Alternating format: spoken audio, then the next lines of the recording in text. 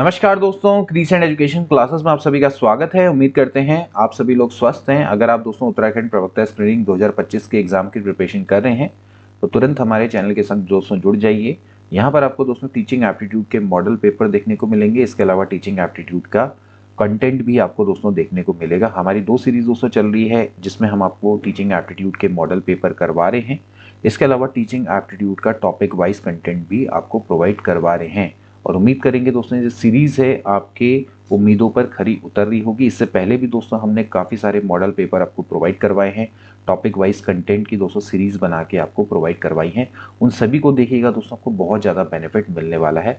आज हम आपके लिए एक और मॉडल पेपर लेकर आए हैं, पार्ट नंबर 4। यहाँ पर भी दोस्तों आपको महत्वपूर्ण क्वेश्चंस टीचिंग एप्टीट्यूड के देखने को मिलेंगे। सेल्फ इवैल्यूएशन के लिए दोस्तों काफ़ी इंपॉर्टेंट होते हैं। इसके साथ साथ दोस्तों जो मॉडल पेपर हम सॉल्व करवाते हैं उसमें एक्स्ट्रा फैक्ट्स भी बताते हैं जिससे कि आपकी पूरी तरह से प्रिपरेशन हो जाती है। इसके अलावा दोस्तों एक महत्वपूर्ण सूचना, 10 दिसंबर से दोस्तों हमारा लाइव बैच प्रवक्ता स्क्रीनिंग का शुरू हो चुका है। अभी भी दोस्तों इसमें एक इम्पॉर्टेंट ऑफर दोस्तों चल रहे हैं। आपके पास मौका है कि तुरंत आप हमारे संग जुड़ सकते हैं। बैच उन लोगों के लिए है जो कि स्पेशल गाइडेंस चाहते हैं, रेगुलर लाइव क्लासेस चाहते हैं, उनके लिए दोस्तों ये बैच हमने डिज़ाइन किया है। किसी भी हाल में उत्तराखंड प्रवक्ता स्क्रीनिंग में सफलता चाहते हैं तो आप भी दोस्तों इसमें जुड़ सकते हैं। तुरंत हमारी क्रिसेंट एजुकेशन क्लासेस की ऑफिशियल एप्लीकेशन को डाउनलोड कर लीजिए। लिंक इस वीडियो के डिस्क्रिप्शन बॉक्स में मिल जाएगा या फिर आप गूगल प्ले स्टोर पर सर्च कर लीजिए। सेम लोगों के संग यह एप्लीकेशन आपको मिल जाएगी। इसके अलावा दोस्तों हमारा एक टेलीग्राम चैनल भी है, उसको भी तुरंत ज्वाइन कर लीजिए। लिंक अबाउट सेक्शन में दिया गया है। वहाँ पर भी आपको कई सारी एक्टिविटीज़ देखने को मिलेगी। एमसीक्यू डालते रहते हैं हम लगातार। इसके अलावा आपको हमारी क्लासेस के नोटिफिकेशन भी वहाँ पर देखने को मिलेंगे। कोई भी इंपॉर्टेंट क्लास आपकी मिस नहीं होगी। तो चलिए आज की क्लास को शुरू करेंगे। आज का पहला प्रश्न है, सर्व शिक्षा अभियान का ध्येय वाक्य क्या है? What is the motto of Sarva Shiksha Abhiyan? सभी निम्न आय वर्ग के लिए शिक्षा यानी कि education for all low income groups. अल्पसंख्यकों के लिए शिक्षा, एजुकेशन फॉर माइनॉरिटीज। समृद्ध मनोदशा के लिए एक स्वस्थ भोजन, for a purpose mind, a healthy diet. या फिर सभी के लिए शिक्षा, एजुकेशन फॉर ऑल। इसका राइट आंसर दोस्तों हो जाएगा ऑप्शन नंबर डी, सभी के लिए शिक्षा। सर्व शिक्षा अभियान का दोस्तों जो ध्येय वाक्य है वो है सभी के लिए शिक्षा यानी कि एजुकेशन फॉर ऑल। देखिए जो कार्यक्रम है दोस्तों आपका 2001 में दोस्तों चलाया गया था और बेसिकली इसका जो मेन जो ध्येय वाक्य है वो है सभी के लिए शिक्षा और यही दोस्तों इसका मेन उद्देश्य भी था, यानी कि प्राथमिक शिक्षा को सर्व सुलभ बनाना, यूनिवर्सलाइजेशन ऑफ एलिमेंट्री एजुकेशन। यही दोस्तों इसका मेन वाक्य, मेन मोटो था, यानी कि प्राथमिक शिक्षा का सार्वभौमिकरण। सभी को दोस्तों से जो आपकी शिक्षा है वो प्रोवाइड करवाना, ना केवल शिक्षा प्रोवाइड करवाना, उसकी गुणवत्ता को भी सुनिश्चित करना। ठीक है ना, जितने भी वर्ग हैं, चाहे वो आपके वंचित वर्ग हो, सामान्य वर्ग हो, ठीक है, हर वर्ग को शिक्षा को प्रोवाइड करवाना है। पिछड़े बच्चे हों, गरीब बच्चे हों, सभी को शिक्षा के अवसर उपलब्ध करवाना है, तो जिससे कि कोई भी बच्चा है वो शिक्षा से वंचित ना हो सके। तो प्राथमिक शिक्षा के सार्वभौमिकरण के लिए दोस्तों ये अभियान चलाया गया था जिसको कि सर्व शिक्षा अभियान के नाम से जाना जाता है और इसका जो मेन ध्येय वाक्य है वो है सभी के लिए शिक्षा। अगला क्वेश्चन देखेंगे दोस्तों, पर्यावरणीय मूल्य आधारित शिक्षा का क्या उद्देश्य है? What is the objective of environmental value based education? केवल शैक्षिक योग्यता बढ़ाना यानी कि इंक्रीजिंग एकेडमिक क्वालिफिकेशन ओनली, पर्यावरण के प्रति जागरूकता और संरक्षण को बढ़ावा देना, promoting environmental awareness and conservation, आर्थिक विकास पर ध्यान केंद्रित करना, फोकसिंग ऑन इकोनॉमिक डेवलपमेंट, या फिर प्रतिस्पर्धात्मकता को बढ़ाना, इनहेंसिंग कम्पिटिटिवनेस। तो पर्यावरण मूल्य आधारित शिक्षा का दोस्तों क्या उद्देश्य है? ये है पर्यावरण के प्रति जागरूकता और संरक्षण को दोस्तों बढ़ाना। ठीक, यानी कि आपको पर्यावरण के प्रति जागरूक होना पड़ेगा, ओके, और उसके कंजर्वेशन के लिए आपको प्रयास करने पड़ेंगे। ठीक, जैसे कि जलवायु में परिवर्तन हो रहा है, इतना प्रदूषण है, और जो वनस्पति है, हमारे जो जीव हैं, उनके संरक्षण के बारे में समझना है और उनके कंजर्वेशन के उपाय करने हैं। तो यहाँ पर जो पर्यावरण है उसके प्रति जागरूकता और संरक्षण को बढ़ावा देना। अगला देखिए क्वेश्चन नंबर 3, कोठारी आयोग के द्वारा केंद्रीय शिक्षा मंत्रालय के किस विभाग को सुदृढ़ करने की सिफारिश की गई है या थी? Which department of the Central Education Ministry has been recommended to be strengthened by Kothari commission? मानव संसाधन विभाग, सांख्यिकी विभाग, वित्त विभाग या फिर प्रशासनिक विभाग? तो इसका राइट आंसर हो जाएगा दोस्तों, इसका राइट आंसर हो जाएगा option number B, statistical department. तो कोठारी आयोग के द्वारा केंद्रीय शिक्षा मंत्रालय के स्टैटिस्टिकल डिपार्टमेंट को सुदृढ़ करने की सिफारिश की गई, क्योंकि जो स्टैटिस्टिकल डिपार्टमेंट है वो आंकड़ों के लिए बहुत ज़्यादा इम्पोर्टेंट है। पूरे देश भर में जो शिक्षा है उसकी स्थिति क्या है, वहाँ पर विद्यालय की स्थिति क्या है, उसके बारे में जो डेटा है वो स्टैटिस्टिकल डिपार्टमेंट दोस्तों आपको प्रोवाइड करवाता है।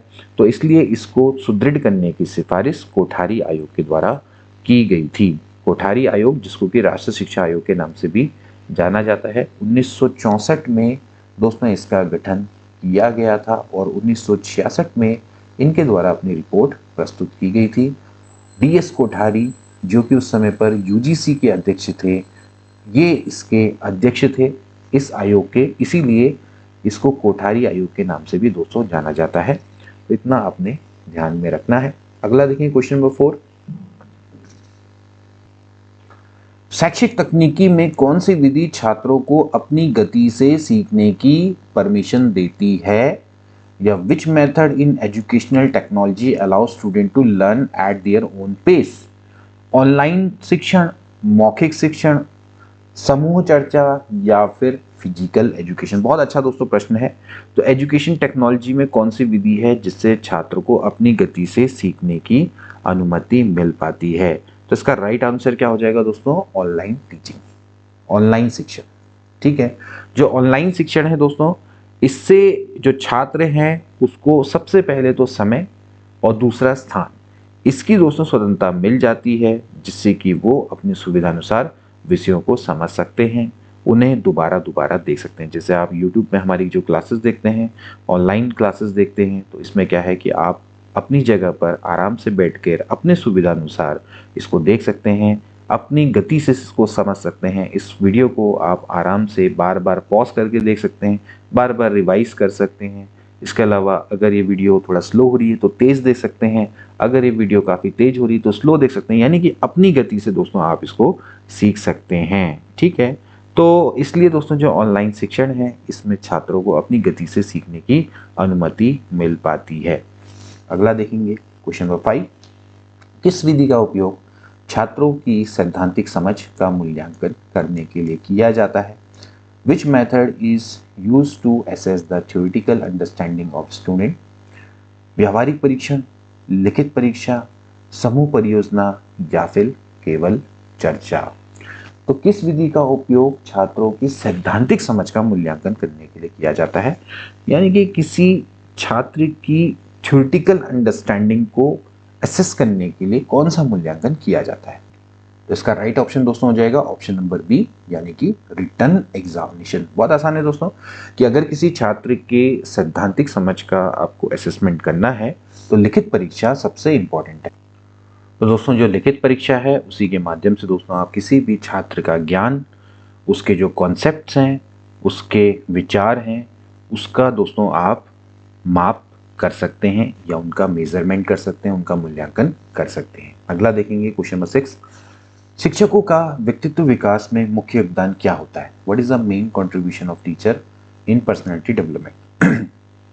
पाठ्यक्रम की सामग्री को सिखाना, यानी कि टीचिंग द कोर्स कंटेंट, छात्रों की भावनात्मक और सामाजिक विकास में सहायता करना, यानी कि helping students in emotional and social development, केवल परीक्षा के लिए तैयारी कराना, ओनली प्रिपेयरिंग फॉर एग्जामिनेशन, या फिर छात्रों को अनुशासन सिखाना, teaching discipline to students.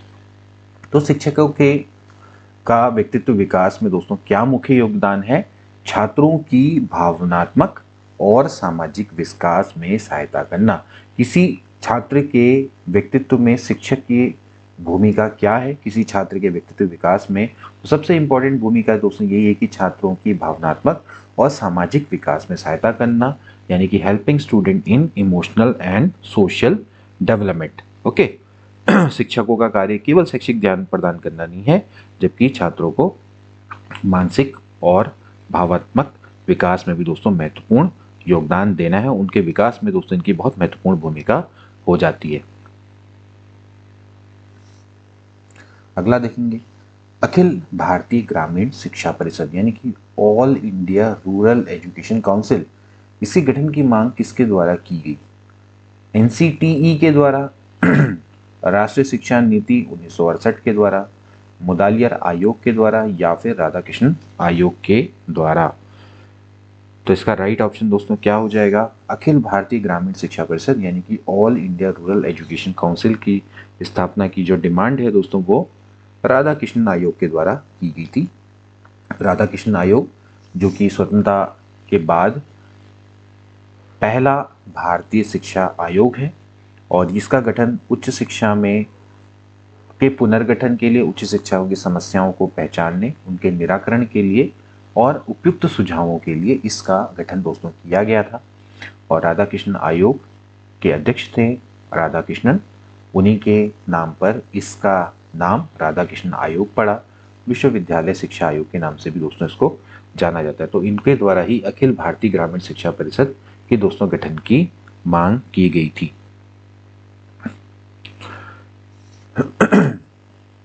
Basically ग्रामीण शिक्षाओं के स्तर को बढ़ाने के लिए इसको के गठन की डिमांड की गई थी।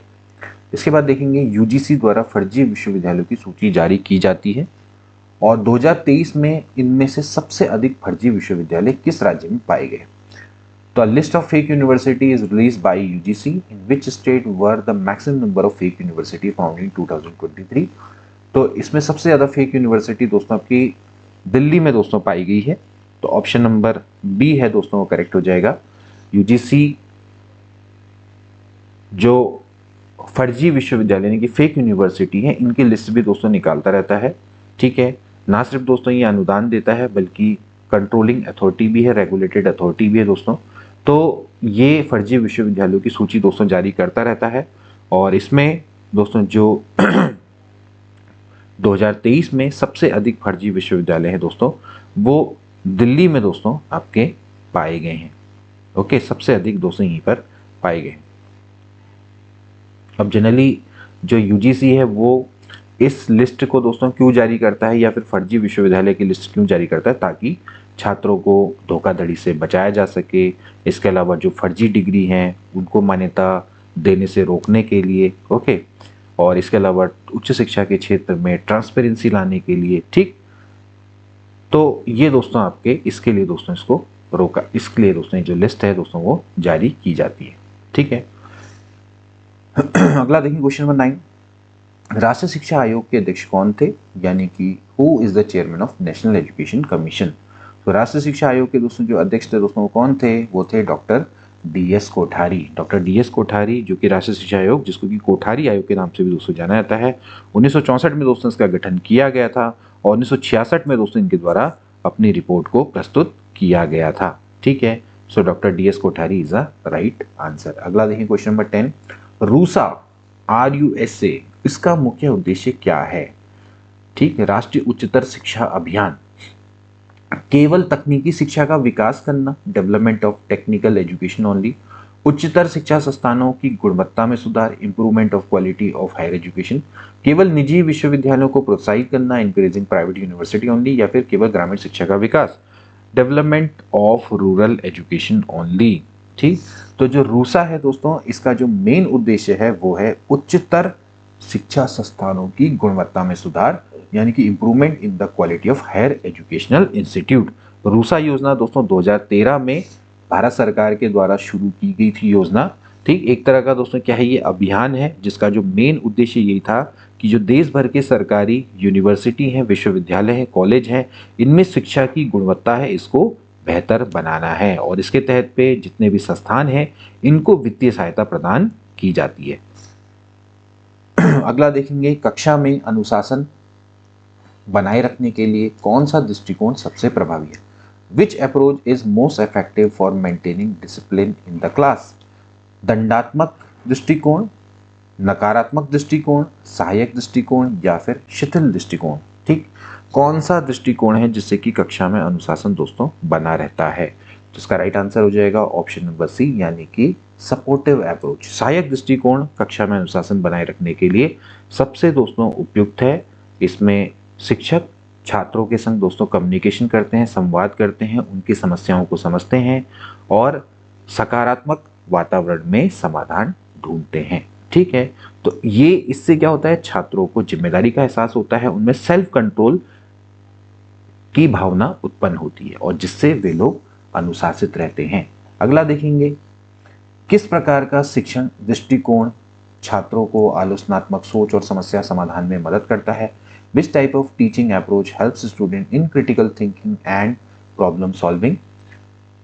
संचालित शिक्षण यानी कि ड्राइवन टीचिंग, रटने की विधि, रोट लर्निंग मेथड, समस्या आधारित शिक्षण, प्रॉब्लम बेस्ड टीचिंग, या फिर सुनने का टीचर यानी कि लिसनिंग टीचिंग। तो कौन सा दोस्तों इसका राइट आंसर हो जाएगा? इसका राइट आंसर हो जाएगा ऑप्शन नंबर सी, समस्या आधारित शिक्षण। तो इस प्रकार का जो शिक्षण दृष्टिकोण है छात्रों को आलोचनात्मक सोच और समस्या समाधान में मदद करता है। Problem based teaching, okay. तो प्रॉब्लम बेस्ड टीचिंग में क्या है दोस्तों, जो छात्र है उनको वास्तविक जीवन की समस्याओं पर काम करने के लिए मोटिवेट किया जाता है, जिससे कि वो समस्या को एनालाइज कर पाते हैं, उसका समाधान ढूंढ पाते हैं। ओके, तो राइट आंसर क्या हो जाएगा? Option number C. अगला देखेंगे, माध्यमिक शिक्षा आयोग के द्वारा अपनी रिपोर्ट सरकार को कब प्रेषित की गई? माध्यमिक शिक्षा आयोग, जिसको कि मुदालियर आयोग के नाम से भी दोस्तों जाना जाता है, 29 अगस्त 1953 को इनके द्वारा दोस्तों अपनी रिपोर्ट को प्रस्तुत किया गया था सरकार के समक्ष। ओके, तो उस आयोग का जो मेन उद्देश्य क्या था दोस्तों? माध्यमिक शिक्षा की स्थिति, इसके बारे में अवगत कराना, सरकार को उसकी समस्याओं को जानना, उसमें समस्याओं को कैसे दूर किया जा सकता है, उसके सुधार के सुझाव देना सरकार को। माध्यमिक शिक्षा आयोग मुदालियर आयोग के नाम से भी जाना जाता है। 1952 में दोस्तों इसका गठन किया गया था। इसके बाद राधा कृष्ण आयोग है इसका गठन कब किया गया? तो राधा कृष्ण आयोग का दोस्तों जो गठन है वो 1948 में दोस्तों इसका किया गया था। तो राधा कृष्ण कमीशन कॉन्स्टिट्यूटेड इन 1948। ठीक है, तो बेसिकली ये उच्च शिक्षा में सुधार के लिए इस आयोग का गठन किया गया था। अगला देखें, किस प्रकार की कक्षा का वातावरण विद्यार्थियों के व्यक्तित्व विकास में सहायक होता है? Which type of classroom environment help in personality development of student?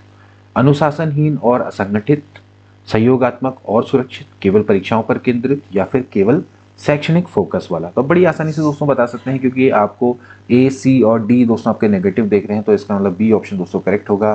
तो कोलैबोरेटिव एंड सिक्योर, यानी कि सहयोगात्मक और सुरक्षित, इस प्रकार का जो वातावरण है वो विद्यार्थियों के हमेशा व्यक्तित्व विकास में दोस्तों सहायक होता है। ठीक, क्योंकि अगर किसी क्लास में सहयोग का माहौल है, समर्थन का माहौल है, एक सुरक्षित माहौल होता है, तो फिर कोई भी छात्र है वो अपनी सोच, अपनी भावनाओं को प्रकट कर सकता है, एक तरह से उसके अंदर आत्मविश्वास आता है। ठीक, तो जिससे कि उनका व्यक्तित्व विकास होता है। अगला देखेंगे क्वेश्चन नंबर 16, राष्ट्रीय ज्ञान आयोग ने अपना कार्य करना कब से शुरू किया? ठीक, तो राष्ट्रीय ज्ञान आयोग ने अपना जो कार्य है दोस्तों वो 2006 से शुरू किया था। हालांकि इसका जो गठन है वो 2005 में दोस्तों हो गया था।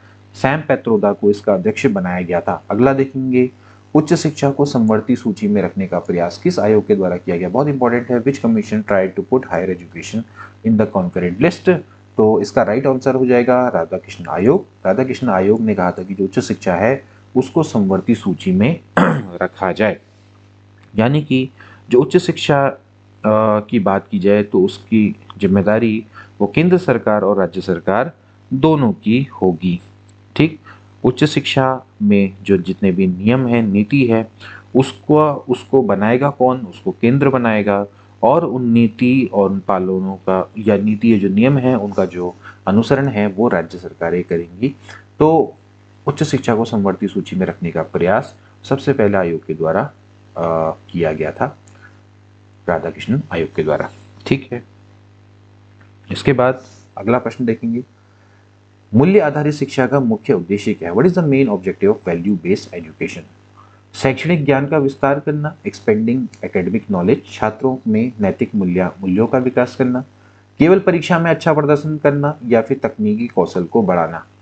तो मूल्य आधारित शिक्षा यानी कि वैल्यू बेस्ड एजुकेशन, इसका मेन मोटिव क्या होना चाहिए दोस्तों? तो ऑप्शन नंबर बी दोस्तों करेक्ट हो जाएगा, छात्रों में नैतिक मूल्य का विकास करना। ओके, तो मूल्य आधारित शिक्षा यानी कि वैल्यू बेस्ड एजुकेशन छात्रों में मूल्यों का या नैतिक मूल्यों का विकास करती है। ठीक है, इससे केवल छात्रों को केवल ज्ञान, शैक्षणिक ज्ञान ही नहीं मिलता, बल्कि इसमें उनमें अच्छे नागरिक, जिम्मेदार व्यक्ति बनने के गुण भी पैदा होते हैं। समाज के प्रति जागरूकता भी दोस्तों उनके अंतर्गत पैदा होती है। अगला देखेंगे, संसद में राष्ट्रीय शिक्षक शिक्षा परिषद एक्ट कब पास किया गया?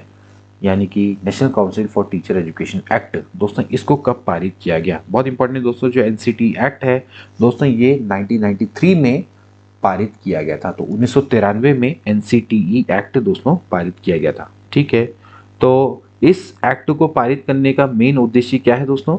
जो टीचर्स एजुकेशन है उसके स्टैंडर्ड को निर्धारित करना।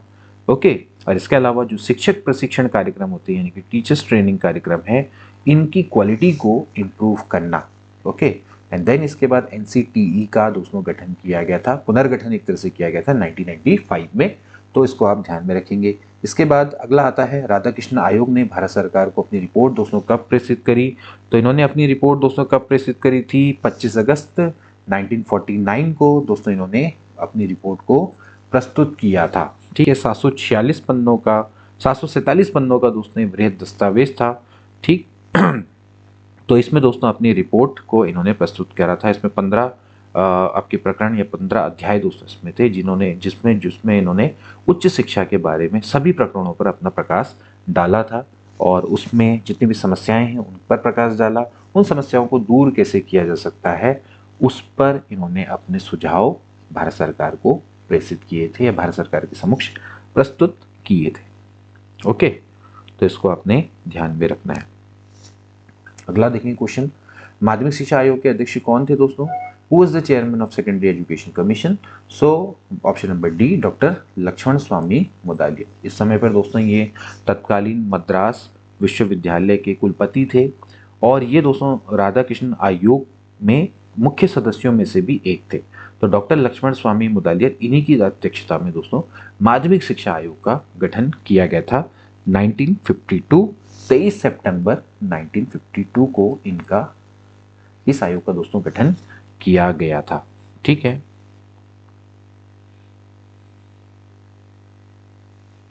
अगला देखेंगे क्वेश्चन नंबर 22, तकनीकी शिक्षा का व्यवस्था के लिए प्रांतों में तकनीकी शिक्षा बोर्ड की स्थापना का सुझाव किस आयोग के द्वारा दिया गया? बहुत अच्छा प्रश्न है दोस्तों। Which commission suggest the establishment of technical education board in the provinces for the arrangement of technical education? तो प्रांतों में तकनीकी शिक्षा बोर्ड, राधा कृष्ण आयोग, मुदालियर आयोग, जनार्दन रेड्डी समिति, या फिर ताराचंद समिति? राइट आंसर हो जाएगा ऑप्शन नंबर बी, मुदालियर आयोग। मुदालियर आयोग है दोस्तों, इन्होंने तकनीकी शिक्षा की व्यवस्था के लिए प्रांतों में तकनीकी शिक्षा बोर्ड की स्थापना का दोस्तों इनके द्वारा सुझाव दिया गया था। ठीक है, तो 1952-53 में जो मुदालियर आयोग है, जो कि आपका 52 में गठित हुआ और 53 में दोस्तों इन्होंने अपनी रिपोर्ट प्रस्तुत करी। तो 53 में जो इन्होंने रिपोर्ट प्रस्तुत करी थी, तो इसमें माध्यमिक शिक्षा प्रणाली से संबंधित जितनी भी मुख्य सिफारिशें अपनी प्रस्तुत करी थी, तो उसमें से एक प्रमुख जो सिफारिश थी वो यही थी कि तकनीकी शिक्षा की व्यवस्था के लिए तकनीकी शिक्षा बोर्ड की स्थापना की जाए। अगला देखेंगे, राष्ट्रीय शिक्षा आयोग ने अपने प्रतिवेदन को भारतीय सरकार को कब सौंपा था? यानी कि जो कोठारी आयोग है, इनके द्वारा अपने प्रतिवेदन को भारत सरकार को कब सौंपा गया? तो इसका राइट ऑप्शन क्या हो जाएगा दोस्तों? राइट ऑप्शन हो जाएगा 29 जून 1966। ओके, तो 29 जून 1966 को राष्ट्रीय शिक्षा आयोग, जिसको कि कोठारी आयोग के नाम से दोस्तों जाना जाता है, इनके द्वारा अपनी रिपोर्ट को भारत सरकार को दोस्तों प्रेषित किया गया था। ठीक है, तो इसको ध्यान में रखेंगे, राष्ट्रीय शिक्षा आयोग, जिसको कि हम कोठारी आयोग के नाम से भी दोस्तों जानते हैं। ठीक, अगला देखेंगे, शिक्षा का अधिकार अधिनियम में विद्यालयों के लिए कितने प्रतिशत सीटों को आर्थिक रूप से कमजोर वर्गों के लिए आरक्षित किया गया है? तो दोस्तों जो आरटीई है, आरटीई अधिनियम के अंतर्गत कितने प्रतिशत सीटों को आर्थिक रूप से कमजोर वर्ग के छात्रों को के लिए आरक्षित किया गया है? तो इसके लिए 25% सीटों को दोस्तों आरक्षित किया गया है। तो राइट आंसर क्या हो जाएगा? Option number B. तो शिक्षा का अधिकार अधिनियम में विद्यालयों के लिए 25% सीटों को आर्थिक रूप से कमजोर अभ्यर्थियों के लिए या ईडब्ल्यूएस स्टूडेंट आप इसको कह सकते हैं, इनके लिए दोस्तों आरक्षित किया गया है। ठीक है, तो इसका राइट ऑप्शन हो जाएगा ऑप्शन नंबर बी 25%। ओके, अगला देखेंगे, कौन सी प्रविधि कक्षा में छात्रों की सक्रिय भागीदारी सुनिश्चित करती है? Which technique ensures active participation of student in the class? समस्या आधारित शिक्षण, व्याख्यान विधि, मौखिक परीक्षण या फिर स्मरण विधि? तो इसका राइट ऑप्शन दोस्तों क्या हो जाएगा? ऑप्शन नंबर ए, समस्या आधारित शिक्षण। अभी हमने दोस्तों पढ़ा था प्रॉब्लम बेस्ड जो लर्निंग होती है दोस्तों, ये छात्रों की सक्रिय भागीदारी किसी भी कक्षा में दोस्तों सुनिश्चित करती है, क्योंकि इस विधि में जो छात्र हैं उनको वास्तविक जीवन की समस्याओं का समाधान ढूंढने के लिए मोटिवेट किया जाता है।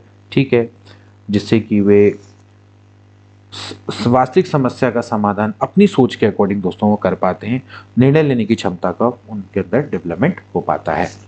तो इस तरह से ऑप्शन नंबर ए आपका करेक्ट हो जाएगा। तो ये थे दोस्तों हमारे आज के मॉडल पेपर के प्रश्न। आई होप कि दोस्तों ये आपको अच्छे लगे होंगे। अगर अच्छे लगे हैं तो इसको ज़्यादा से ज़्यादा अपने दोस्तों के बीच में शेयर करना। तुरंत रिसेंट एजुकेशन क्लासेस के ऑफिशियल एप्लीकेशन को डाउनलोड कर लीजिए। वहाँ पर आपके लिए एक इम्पॉर्टेंट बैच आपका इंतजार कर रहा है। अगर आप चाहें तो आप उससे भी जुड़ सकते हैं। मिलेंगे नेक्स्ट क्लास में, तब तक के लिए take care and good bye.